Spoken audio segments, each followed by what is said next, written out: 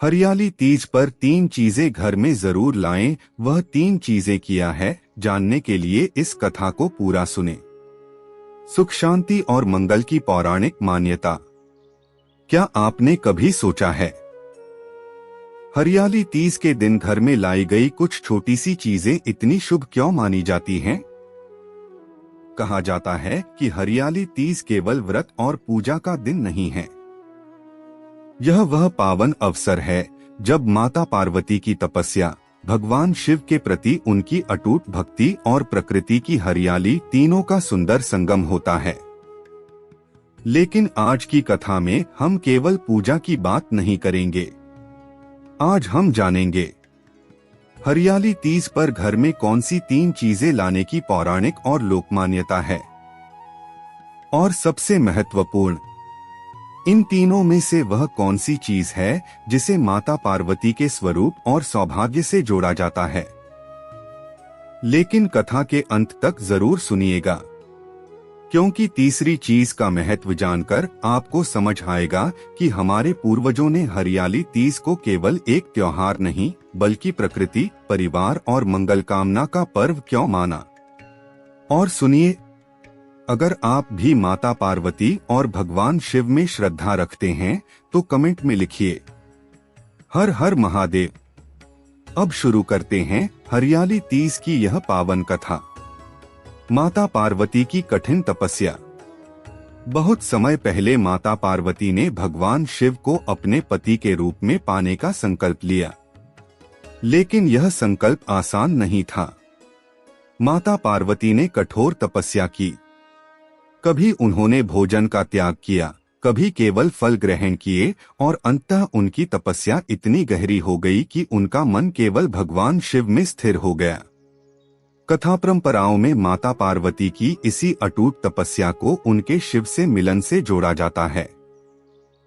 अब जरा सोचिए, जिस माता ने अपने संकल्प को पूरा करने के लिए इतनी कठिन साधना की, क्या उनके लिए तीज का दिन केवल श्रृंगार और उत्सव का दिन हो सकता है? नहीं, यह दिन हमें एक संदेश देता है। सच्ची श्रद्धा केवल मांगने का नाम नहीं, बल्कि धैर्य और विश्वास का नाम भी है। यही कारण है कि हरियाली तीज पर महिलाएं माता पार्वती को श्रद्धा से याद करती हैं। पहला सवाल, घर में पहली चीज क्या लानी चाहिए? अब यहाँ मैं आपसे एक सवाल पूछना चाहता हूँ। अगर आपको हरियाली तीज के दिन घर में केवल एक शुभ चीज लानी हो, तो आप क्या लाएंगे? भगवान शिव पार्वती की प्रतिमा, हरी चूड़ियां, कोई हरा पौधा, या सुहाग सामग्री?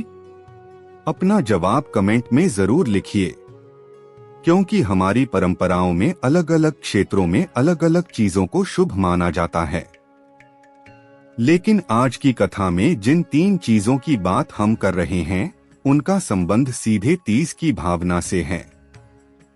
पहली चीज, हरी चूड़ियां या सुहाग सामग्री। हरियाली तीज पर हरे रंग का विशेष महत्व माना जाता है। हरा रंग प्रकृति, हरियाली और नवजीवन का प्रतीक माना जाता है। कई क्षेत्रों में महिलाएं इस दिन हरी चूड़ियां, मेहंदी और श्रृंगार करती हैं। लोक मान्यता में सुहाग सामग्री को माता पार्वती को अर्पित करना शुभ माना जाता है। लेकिन यहाँ एक बात बहुत सुंदर है, यह केवल बाहरी श्रृंगार नहीं है। इसके पीछे भाव है माता पार्वती के प्रति श्रद्धा और परिवार के मंगल की कामना।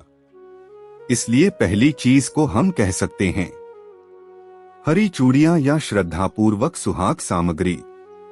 एक छोटा रहस्य, हरा रंग क्यों? अब सवाल उठता है, आखिर हरियाली तीज में हरे रंग का इतना महत्व क्यों है? क्योंकि सावन का समय प्रकृति के हरियाली से भरने का समय होता है। सूखी धरती पर बारिश की बूंदें पड़ती हैं, पेड़ पौधों में नई हरियाली आती है, तालाब और नदियां पानी से भरने लगती हैं। चारों ओर प्रकृति जैसे नया जीवन धारण कर लेती है। इसीलिए हरियाली तीज के उत्सव में हरे रंग का प्रयोग प्रकृति और नवजीवन की भावना से जुड़ा हुआ माना जाता है। तो अगली बार जब आप तीज पर हरी चूड़ियां पहनें, केवल यह मत सोचिए कि यह श्रृंगार है। एक पल रुककर माता पार्वती को याद कीजिए और मन में कहिए, माता, मेरे घर में भी प्रेम, शांति और मंगल की हरियाली बनी रहे। दूसरी चीज, हरा पौधा। अब आती है दूसरी चीज, और यह चीज आज के समय में शायद सबसे सुंदर संदेश देती है। दूसरा शुभ प्रतीक, हरा पौधा। हरियाली तीज के अवसर पर घर में कोई पौधा लगाना या हरा पौधा रखना प्रकृति के प्रति सम्मान का सुंदर तरीका हो सकता है। क्यों? क्योंकि तीज हमें प्रकृति से जोड़ती है। पेड़ हमें हवा देते हैं, हरियाली वातावरण को सुंदर बनाती है, और पौधे की देखभाल हमें धैर्य सिखाती है।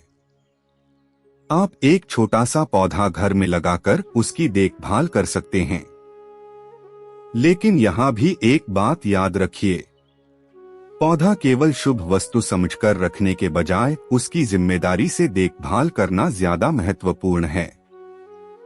अब आप बताइए, अगर आपको तीज पर एक पौधा लगाना हो तो आप कौन सा पौधा लगाएंगे? कमेंट में उसका नाम जरूर लिखिए। कल्पना कीजिए, एक घर है। घर में सब कुछ है, धन है, सामान है, सुविधा है, लेकिन घर के लोगों के बीच प्रेम नहीं है। दूसरी ओर एक छोटा सा घर है, सुविधाएं कम हैं, लेकिन परिवार के लोग एक दूसरे का सम्मान करते हैं। बताइए, आपके अनुसार सुखी घर किसे कहेंगे? यही हरियाली तीज का सबसे बड़ा संदेश है। सुख केवल वस्तुओं से नहीं आता, सुख आता है प्रेम से, सम्मान से, धैर्य से और एक दूसरे के लिए मंगल कामना करने से। इसलिए तीज पर घर में लाई जाने वाली किसी भी शुभ वस्तु से ज्यादा महत्वपूर्ण है उसके पीछे की भावना। तीसरी चीज का खुलासा। अब वह समय आ गया है जिसका आपको इंतजार था। तीसरी चीज क्या है? तीसरी चीज शिव पार्वती की प्रतिमा या चित्र। हरियाली तीज माता पार्वती और भगवान शिव की आराधना से जुड़ा पर्व है। इसलिए घर में शिव पार्वती का चित्र या प्रतिमा रखकर श्रद्धा पूर्वक पूजा करना इस पर्व की भावना के अनुरूप माना जाता है। अगर आपके घर में पहले से शिव पार्वती की तस्वीर या प्रतिमा है तो नई खरीदना आवश्यक नहीं, आप उसी की साफ सफाई करके पूजा कर सकते हैं। यहाँ सबसे महत्वपूर्ण चीज है श्रद्धा। भगवान को महंगी वस्तु नहीं, सच्चा भाव प्रिय माना गया है। इसलिए यदि कोई व्यक्ति आर्थिक रूप से नई प्रतिमा नहीं खरीद सकता तो उसे चिंता करने की आवश्यकता नहीं। घर में पहले से मौजूद शिव पार्वती के चित्र के सामने दीपक जलाकर श्रद्धा से प्रार्थना करना भी पर्याप्त भावपूर्ण पूजा हो सकती है।